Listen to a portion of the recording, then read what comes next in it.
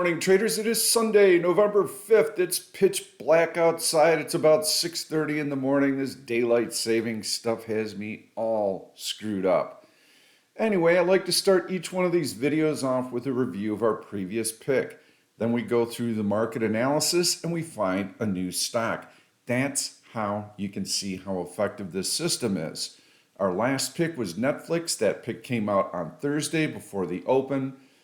That's the price action Thursday. That's the price action Friday. You can see how the stock has been moving higher. What got me so excited about Netflix? Well, I love the fact that it had a very positive earnings announcement when the market, and this, by the way, in the right margin, is the D1 chart of the SPY. So let's make sure that we're in the proper time frame. When the market was selling off like this, dropping below all the major moving averages, what did Netflix do? It compressed. It held all of these gains. We just had to be patient. We had to wait for that market selling to run its course. I've been telling you that we're going to get a bounce in here. We're going to have year-end strength. Be patient. Wait for that capitulation low. We'll get into market analysis in just a minute. But the stock had been able to compress while the market was falling apart.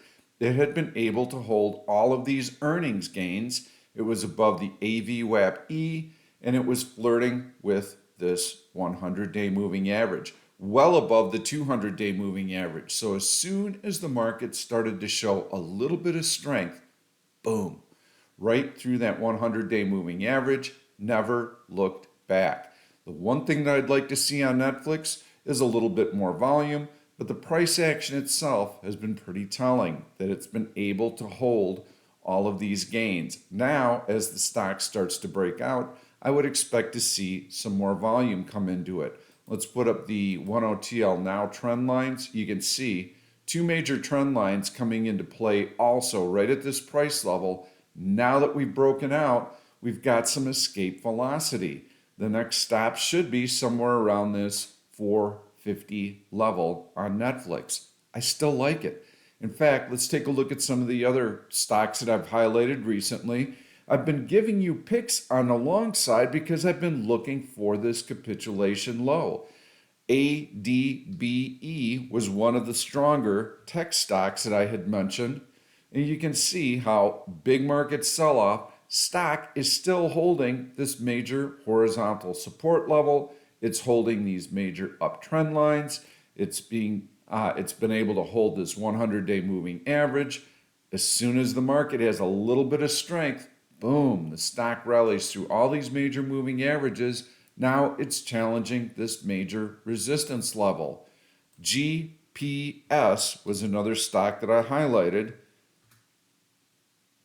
Look at that stock go through all these downward sloping high minus trend lines.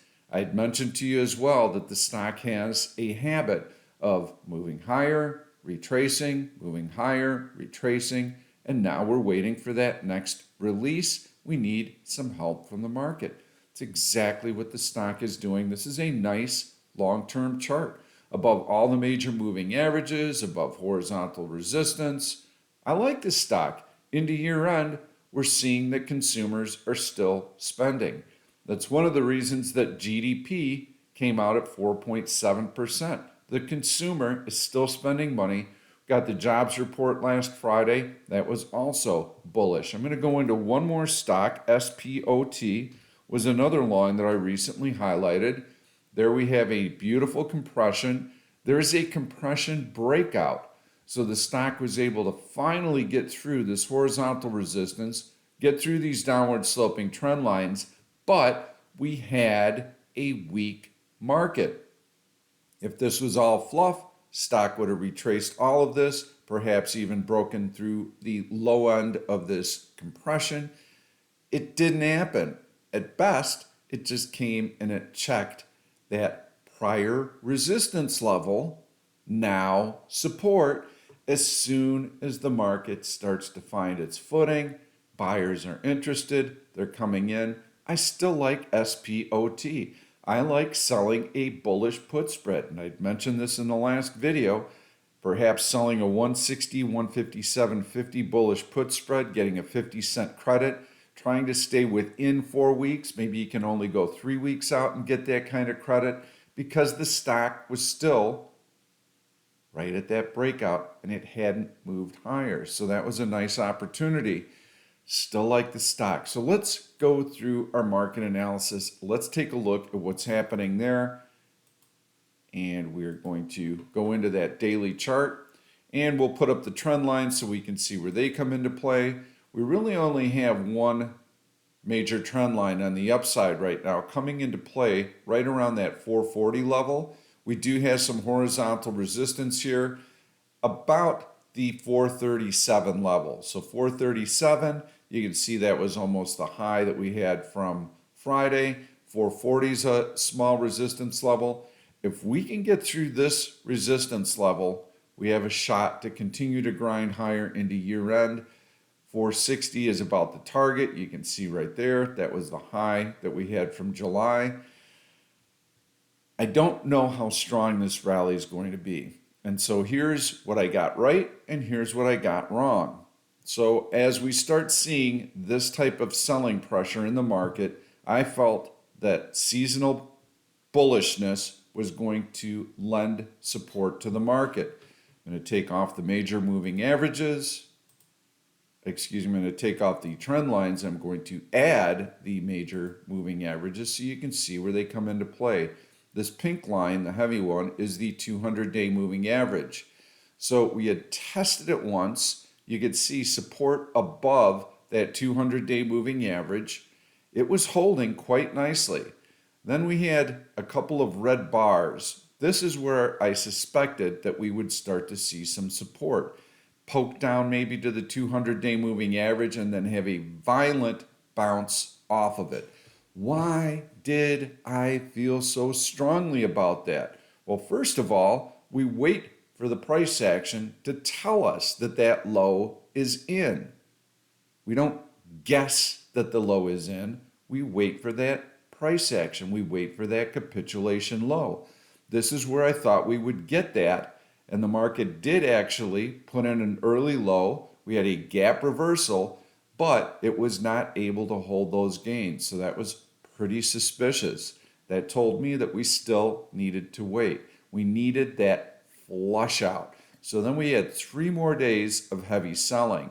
Well, right in here, we had some major economic releases coming out, but more importantly, we had the mega cap tech companies announcing earnings. I felt that they would lend support to the market. Maybe they wouldn't all be bullish, but at least a mixed bag of results, half of them bullish, half of them bearish, would have still worked. And we would have gotten a nice release off of that 200-day moving average, double bottom, off to the races. So that's what I was looking for, didn't get it. And the price action these 2 days told me that this was not the type of low that buyers are going to be looking for. So now we start to stack some candles and we make a meaningful new low. Very heavy selling pressure. The reaction to mega cap tech earnings was actually bearish. All those stocks, even the ones that had initial positive reactions, pulled back. So this is the washout. This is what gets bears very excited. So they pile in, and now you've got a lot of shorts, and that provides an opportunity to squeeze them and to get a nice rally off of that low. This was a very heavy week as far as earnings also. Apple announced earnings. We had lots of economic releases. ISM Manufacturing, ISM Services, ADP, Jolts. We had the FOMC and then the jobs report on Friday. Lots of catalysts. And you can see how the market started to rally off of the low on Monday.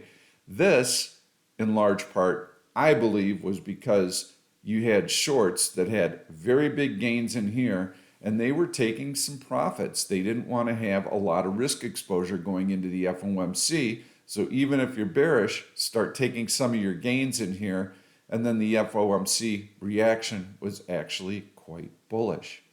Why? Well, it certainly wasn't because of the statement. The Fed statement, in my opinion, was very hawkish. Inflation remains high, economy remains robust. We see a path to perhaps raising interest rates in the future. Just because we're pausing in November, does that make it harder for us to raise rates in the future? Absolutely not. This is on the heels of a hot GDP number that had a pretty high PCE deflator in it. So the Fed is not in a hurry to lower rates. Let's take a look at TLT because that has actually put in a nice little low, and that has been supporting the market as well. So as bonds move higher, interest rates move lower. That's been the market concern, is that interest rates are very high. They're going to strangle economic growth. So we have a low here and just a marginal new low with a couple of tests to try and crack through that level. Doesn't happen. Now you can see that we've got this nice rally up in bonds. We're above the AV/WABQ. A little bit of retracement on Friday, so it gaps up to a high and pulls back most of the day. Okay, well that tells me that we're not off to the races. I wouldn't expect that to happen either, given the hawkish Fed statement. So I think we need to tread a little bit cautiously, especially with the big market rally that we've had. I am still bullish. Okay, that is the underlying theme that I want to stress right now. We are into year end, and it's very common for the market to float higher on very light volume into year end. Asset managers like to mark their portfolios up. They get paid on assets under management. When those assets are worth more, they get paid more. So there's disincentive for Wall Street to be out there selling stocks at the end of the year. Plus, they want everybody to open up their year-end statement and not freak out that their portfolio's down. So this is not something that's common to 2023. This has been going on for 30 years since I've been in the business. So you can scoff at any kind of year-end rally. What I will tell you is it happens. And when the street recognizes a pattern like that, they all start trading it and they all start supporting it. Just like a breakdown below a 200-day moving average or a breakout above a 100-day moving average. Why does that mean something? Why is that meaningful? Because everybody trades off of it. So we get this nice little sell-off right in here. Fairly stiff, heavy sell-off, attracts some shorts, and now we have a slingshot back. In the course of the last 3 weeks, the S&P 500's moved about 300 points, so very significant. So we've had this big rally, about 300 points in 6-7 trading sessions, and now we've got the 100-day moving average that's kind of in the way at that 440 level that I had mentioned earlier. We have a downward sloping trend line that comes into play right there. We have horizontal resistance at about 437, and we've had this nice big rally the last few days. I would expect that the market's going to take just a little pause in here. Not looking for us to go back and test the low or anything like that. Could we retrace some of this? Maybe come down and test the AVWAP-Q? Sure. Somewhere around that 430 level, 428 level. AVWAP-Q is at 428. So yeah, I could see a little bit of retracement in here over the course of the next couple days. Here's the key. We want to see aggressive buying. Those who miss this move are going to be waiting for the market to pull in, and they're going to be very anxious above that 200-day moving average because they are not going to feel like we can get back there. So look for this gap to fill right in here, and then we're going to test probably the open of this candle. I don't think that we're going to be able to fill that gap, not now. Might we fill it a month down the line or 2 months down the line? Yes, very possible, very likely. But right now, I feel that this gap here, that 200-day moving average, it's going to be hard for the market to come down and test that, especially with previous support there. with year-end strength coming in and with this type of slingshot move, this is a sign that buyers are engaged. So we want to favor the bullish side now. I think this is actually a good time to consider selling some out of the money bullish put spreads on really strong stocks that have nice technical support. Let's go in and take a look at the 5-minute chart.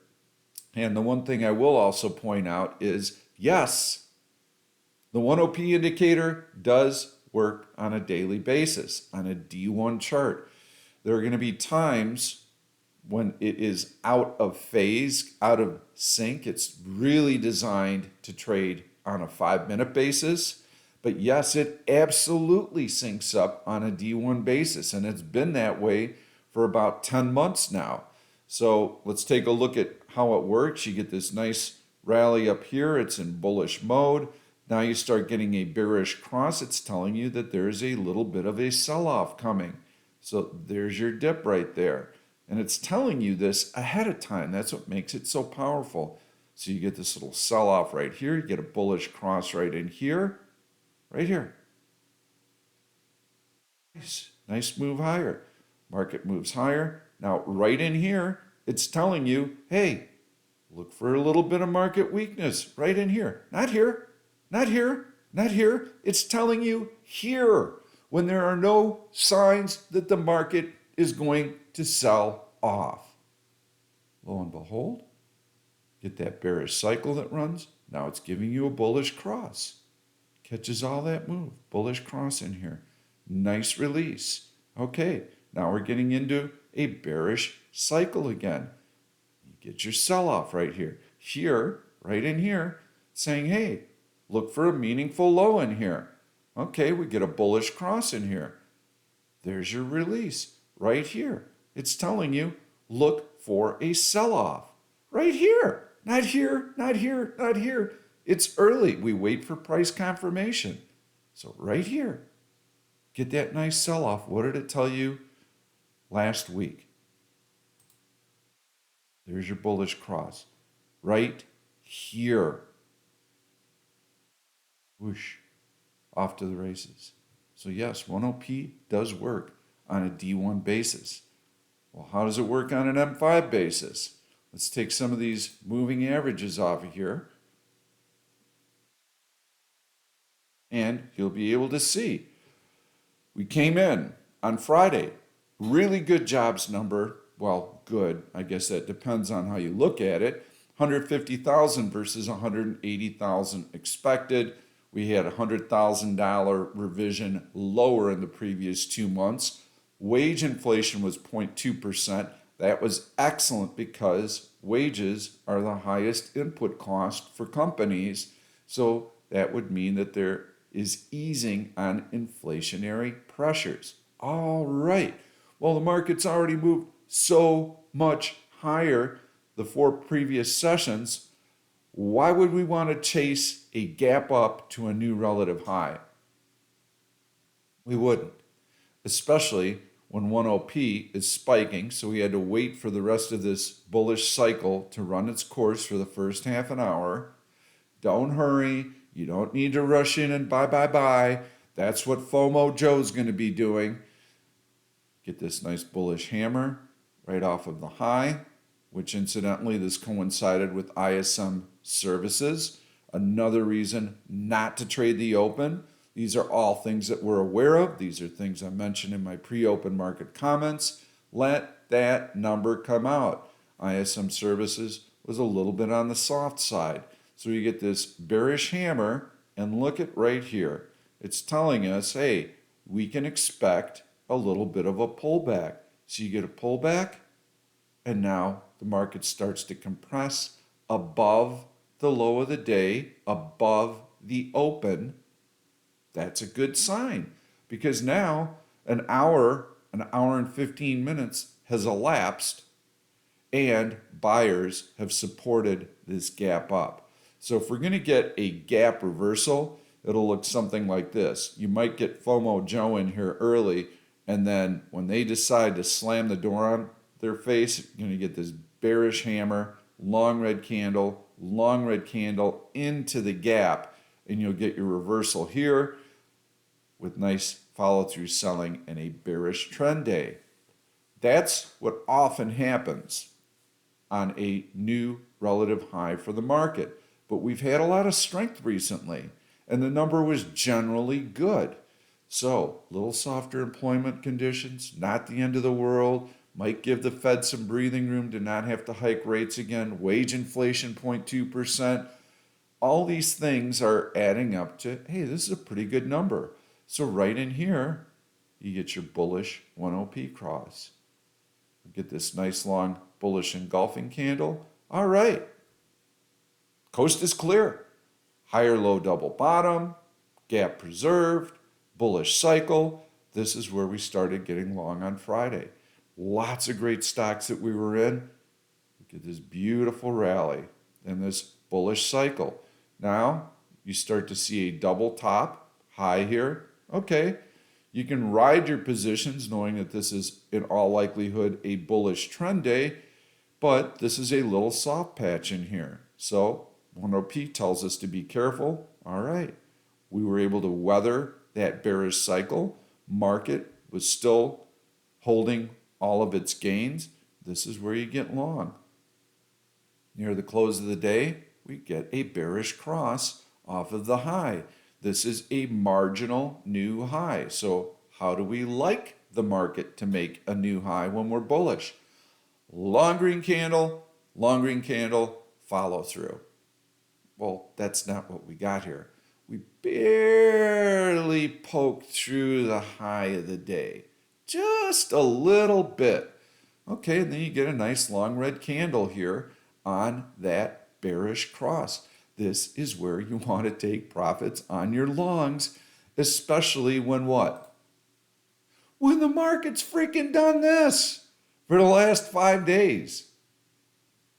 So you get a nice little bearish cross, take your profits, you get a little decline.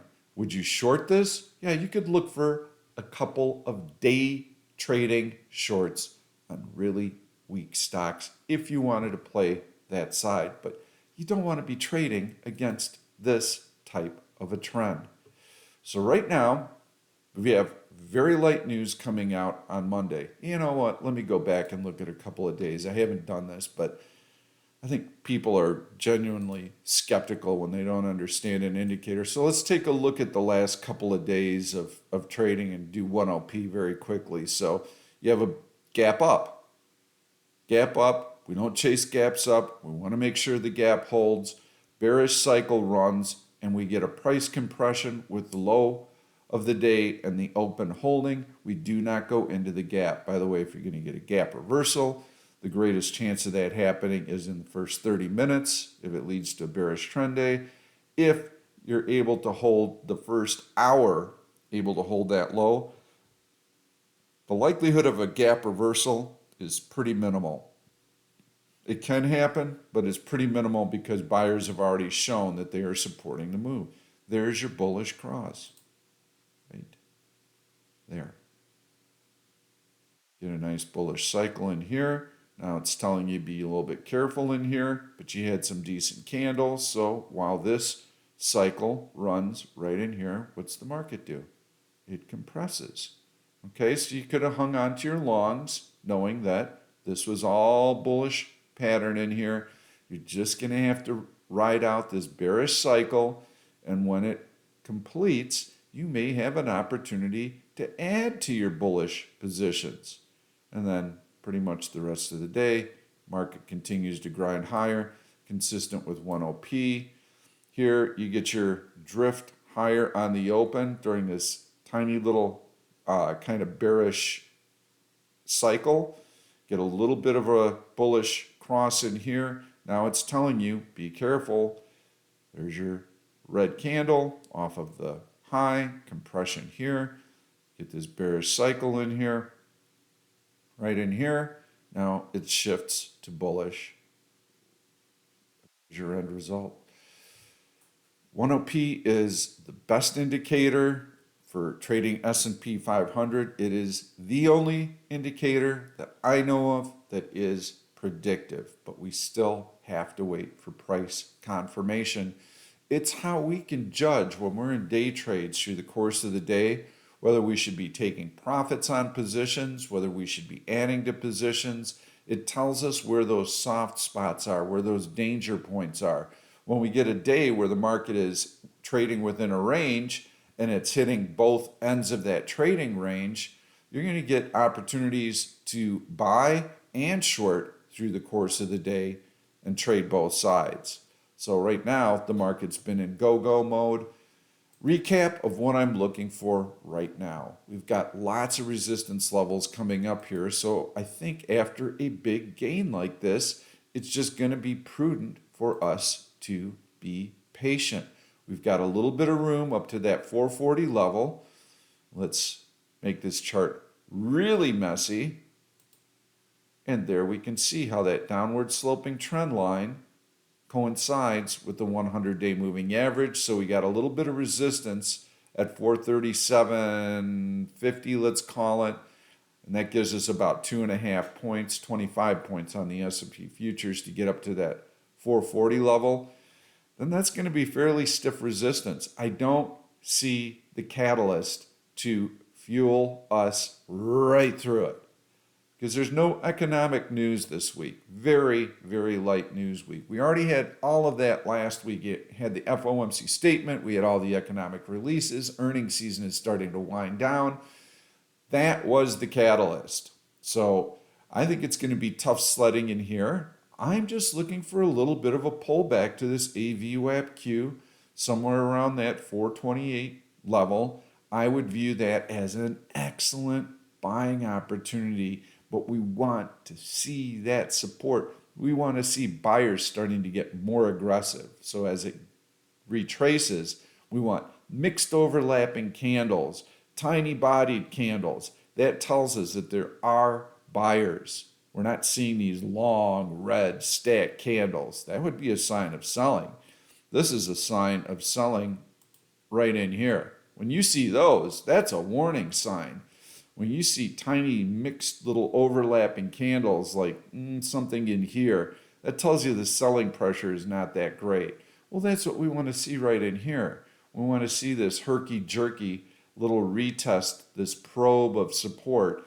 And if it's very stubborn, so you get a little drop and bounce, just trickles down to that level, then you know that as soon as buyers start to feel like the market's not going to go any lower, that's when they get aggressive, and then you'll get your next leg higher, and you'll get a lot more buyers interested because now they will see a higher low, double bottom, above major moving averages. That's when they start getting more aggressive. So be long into year end.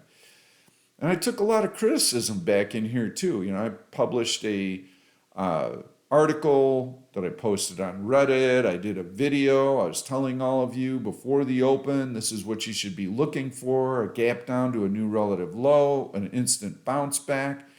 Well, we had to probe a little bit further.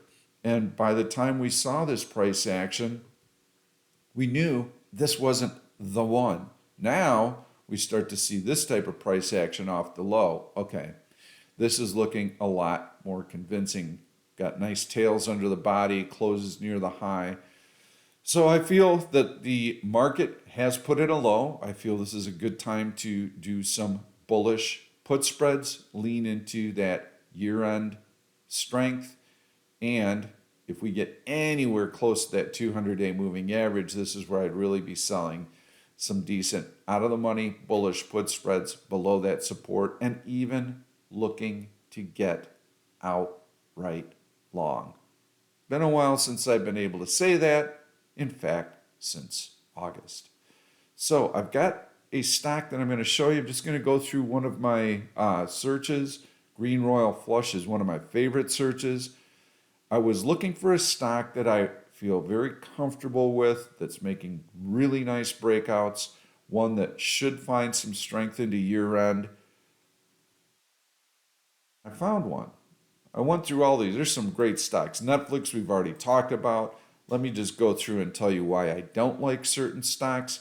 Dash, I like it, to the degree that it's broken through this downward sloping trend line. We can put that up and view that.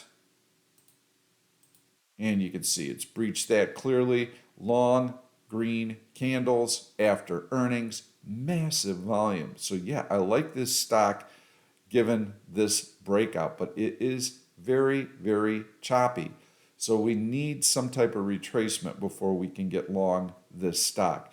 The other thing I should mention is that when the market was in this sell-off mode right in here, I knew seasonal strength was coming. That's why my last videos in the last couple of weeks have featured bullish picks.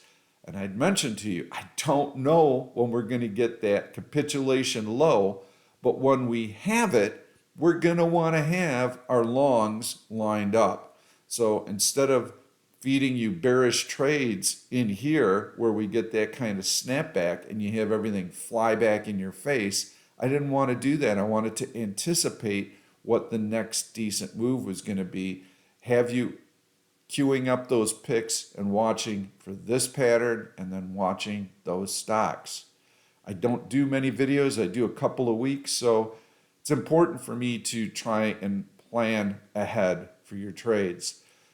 In any event, Dash, I like all this. This is all great stuff. I just would like to see a retracement because that's what this stock does.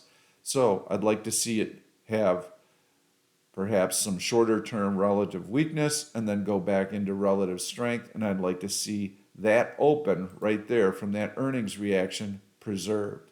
If it can do that well above all the major moving averages, cool. Microsoft. Microsoft has a nice little breakout in here, so that's good. Sorry about that. I accidentally clicked a alert line. So I like it, but you know, it's kind of choppy. It's not making great moves. This is a nice little horizontal breakout. As the market goes, so goes Microsoft, but not anything really on a daily basis that's exciting me in here. I'll just do a few more. There's nothing here. This is choppy noise. No bueno. Nike's starting to do some nice stuff here, getting through this horizontal resistance, trying to work through these major downward sloping trend lines. If it can get through those, it's still got the 100-day here. So not overly excited with that. RBLX, this one I kind of like. Yeah, I like this a lot. Now that I look at it, you've got this horizontal resistance right here. You've got a gap to fill right there. AVWAPQ is obscuring that, but there is a nice defined gap here post earnings. This company announces on November 9th, which is in 5 days, so this week.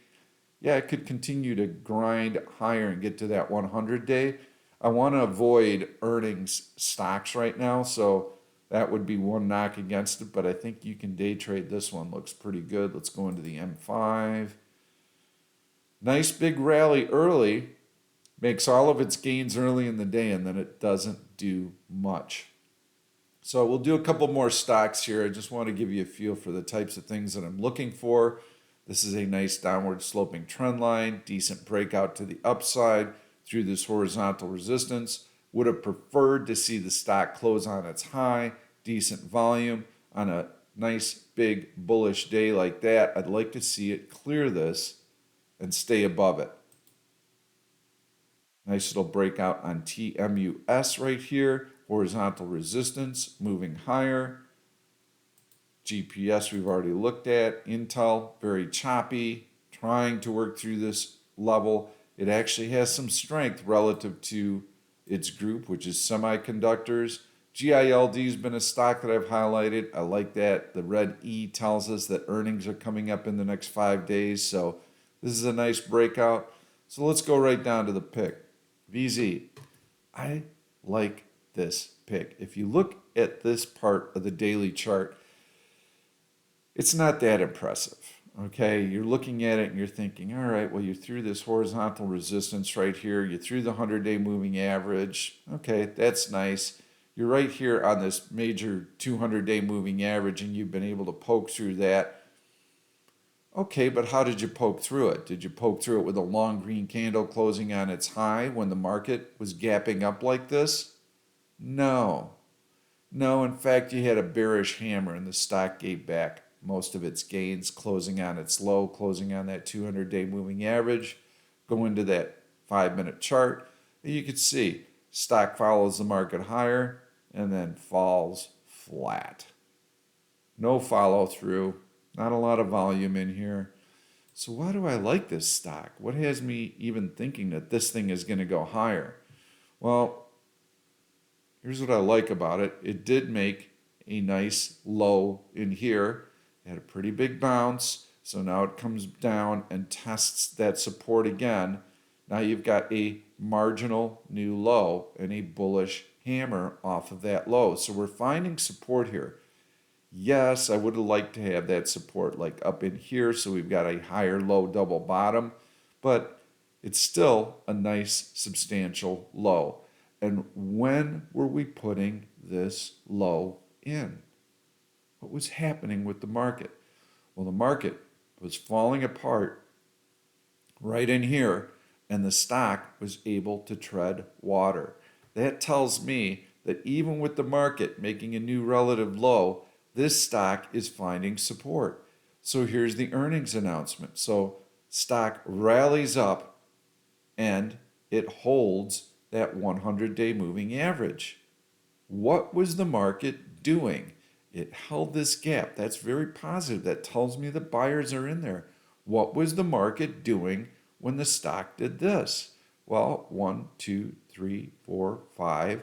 Okay, so previous to the last 5 days, 1, 2, 3, 4, 5. There's your fifth bar right there. This. These bars where the stock stayed right above that 100-day moving average, the market was melting down. That, folks, is a great tell. That is what you look for, because 75% of all stocks follow the market.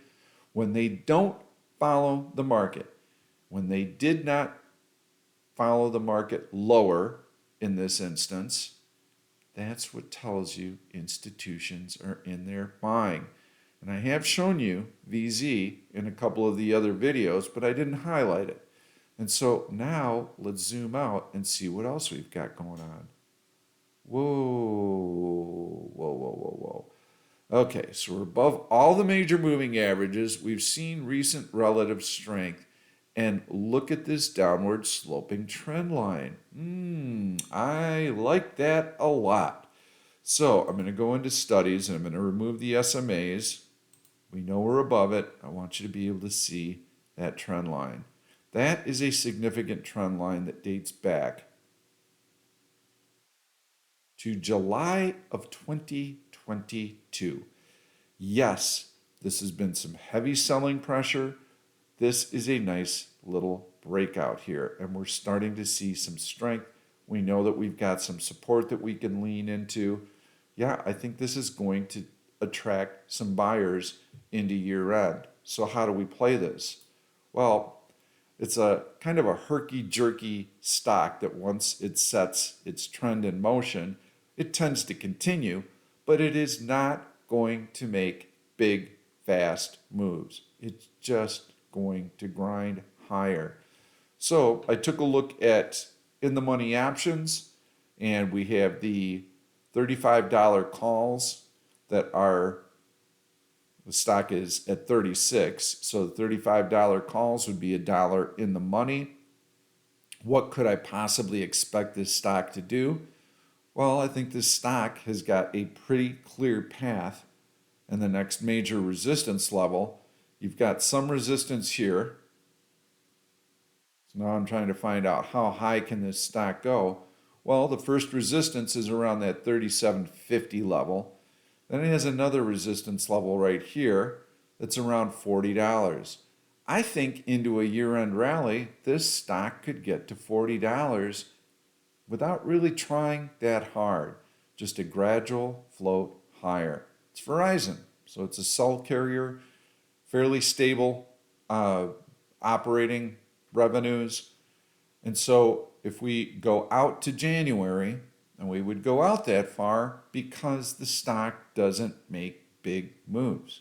So it goes down, it goes up, it goes down, like this stair step fashion is what we can expect on the way up. So you get this nice rally, you're going to get a pullback, get a nice rally, you're going to have a pullback. That's what we can expect. So we need a position where we can weather some of those moves and not freak out. So I like buying an in the money January call. So this is going to give us 2.5 months for this trade to work out. Then if we go into the $35 strike price, we can see that we can buy those for $1.98. So we have about 98 cents in premium that we're paying for those options. The rest is intrinsic value. And the stock, if it can get up to $40, these options at minimum are going to be worth $5. Okay, well, that's a pretty dang nice return. Buy them for 2. You got 2.5 months left. You got seasonal strength in the market. Yeah, this is the kind of trade that I would be looking to do. And by the way, Pete said, yeah, the market's a little overextended in here. I'd like to see a little bit of a dip, maybe a 50-cent pullback or a 50-point pullback in the S&P 500, something along that range, get down in here. So yeah, I could take a little position in VZ right now with the intent of adding on any kind of little market pullback and support above that 200-day moving average, support around that AV/WABQ. Okay, so maybe I pay $1.95 for the first leg. Maybe I buy some more at $1.70. Maybe I can add some at $1.50. But in general, I'm just kind of adding to a position, knowing that I like it here. Don't know how much it's going to pull back. But yes, absolutely want to see the market hold that 200-day moving average. And for the stock itself, I would like to see it hold this horizontal was resistance, and that was at $35.15. So I want it to hold that $35 support level. When the market comes in, I want to see it hold. Gee, it poked below $35. Should I bail out of these? Is this still good? Yeah, as long as it's above AV/WAP-E and above this resistance level here, which is now support, which is about $34.50, I'm still all good with it. We know that there are buyers in here. Market was falling apart. Buyers in here. That's how I would be trading this. So that's your pick for next week. That's kind of how the rest of the year sets up. Please leave your comments. That's what inspires me to do these videos. I like seeing your comments. I like being able to respond to them. Good luck with your trading. I'll be doing a video on Wednesday. That's kind of my normal routine, is to try and do them on Sundays and Wednesdays. And I'm really hoping to be able to do some live events, maybe one a week. So watch for that as well. Good luck with your trading. We will see you Wednesday. Thank you for watching this YouTube video. I'm Pete Stolzers, and I'm going to keep the trade ideas coming along with lots of education. So make sure to subscribe to the channel and please turn on your notifications so that you never miss another trade. If you like the content, please give it a thumbs up. I've loaded 2 other videos that I think you're really going to enjoy. Stay tuned. We'll see you soon.